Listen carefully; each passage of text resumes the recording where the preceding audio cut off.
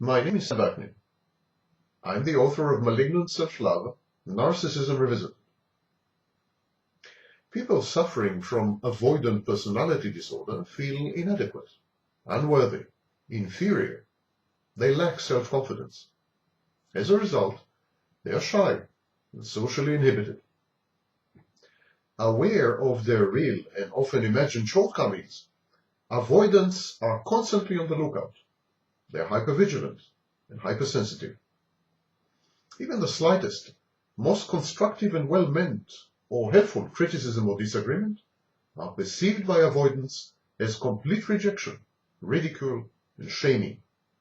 In this sense, people with avoidant personality disorder are exactly like narcissists. They endure narcissistic injuries continuously. Consequently, avoidants go to great lengths to avoid situations that require interpersonal contact, such as attending school, making new friends, accepting a promotion, or teamwork activities. Inevitably, avoidants find it difficult to establish intimate relationships. They test the potential friend, mate, or spouse to see whether they accept them uncritically and unconditionally. Avoidants continuously demand verbal reassurances that they are really wanted, really desired, loved, or cared about. When asked to describe avoidance, people often use terms such as shy, timid, lonely, isolated, invisible, quiet, reticent, unfriendly, tense, asocial, risk-averse, resistant to change, reluctant, restricted, hysterical, and inhibited. Not a very palatable range of adjectives. Avoidance is a self-perpetuating vicious cycle. The avoidant's stilted mannerisms, fears for her personal safety and security, and stifled conduct elicit the very ridicule and derision that he or she fears.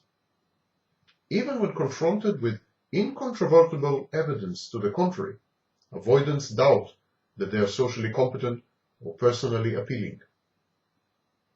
Rather than let go of their much cherished self-image, defective self-image, deformed, unrealistic, delusional, instead of letting go of this self-image, they sometimes develop persecutory delusions. For instance, certain avoidants may regard honest praise as flattery and a form of attempted manipulation.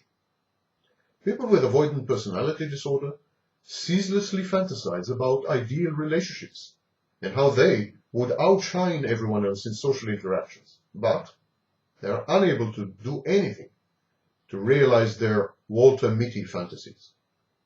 In public settings, avoidants tend to keep themselves to themselves, and they are very reticent. When pressed, they self-deprecate. They act overtly and overly modest. They minimize the value of their skills and contributions. It borders on the narcissist's false modesty.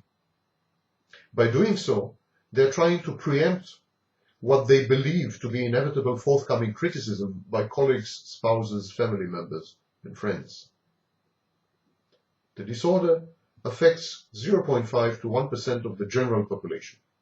Up to 10% of outpatients seen in mental clinics also suffer from avoidant personality disorder. It is often comorbid, diagnosed together, with certain mood and anxiety disorders, with dependent and borderline personality disorders, and with cluster A personality disorders, paranoid, schizoid, and schizotypal. Now, meet Gladys. Gladys is a woman diagnosed with avoidant personality disorder, and we will go through a simulated therapy session with her. As I said, Gladys is female, she's 26, and she is diagnosed with avoidant personality disorder. And she says, "I would like to be normal," says Gladys, and blushes. In which sense is she abnormal? I ask. Well, she says that she prefers reading books and watching movies with her elderly mother to going out with her colleagues to the occasional office party. Maybe she doesn't feel close to them, I suggest. How long has she been working with these people? Well, 8 years, says Gladys, the same firm. And she adds, not one raise in salary, she blurts out, evidently hurt. Her boss bullies her publicly, and the searing shame of it all prevents her from socializing with peers, suppliers, and clients. Does she have a boyfriend? I must be mocking her, she responds. Who would date an ugly duckling plain secretary like her? I disagree wholeheartedly and in details with her self-assessment. I think that she is very intelligent. She half rises from her seat, about to go, then thinks better of it. Please, doctor, there's no need to lie to me just in order to make me feel better. I know my good sides, and they don't amount to much. If we disagree on this crucial point, perhaps I should start looking for another therapist. A glass of water and mounds of tissue paper later, we are back on track. She dreads the idea of group therapy. I'm a social cripple, she says. I can't work with other people, she protests. I declined a promotion to avoid working with a team. Her boss thought highly of her until she turned his offer down. So in effect, it's all her fault, and she has earned the abuse that she's being subjected to on a daily basis. And anyhow, he overestimated her abilities, capabilities, and skills, she insists. Why can't she interact with her co-workers? Well, she explains, that's precisely what we are supposed to find out, isn't it? She retorts. Everyone is too critical and opinionated. She can't stand it.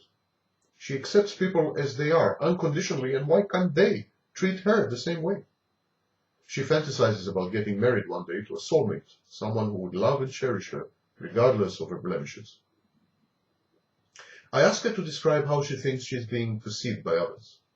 She says, shy, timid, lonely, isolated, invisible, quiet, reticent, unfriendly, tense, risk-averse, resistant to change, reluctant, restricted, hysterical, and inhibited. That's quite a list, I comment. How does she view herself? The same. She largely agrees with people's perceptions of her. But it doesn't give him the right to reflect her. Just be, she says. Gladys, 26 years old, an avoidant.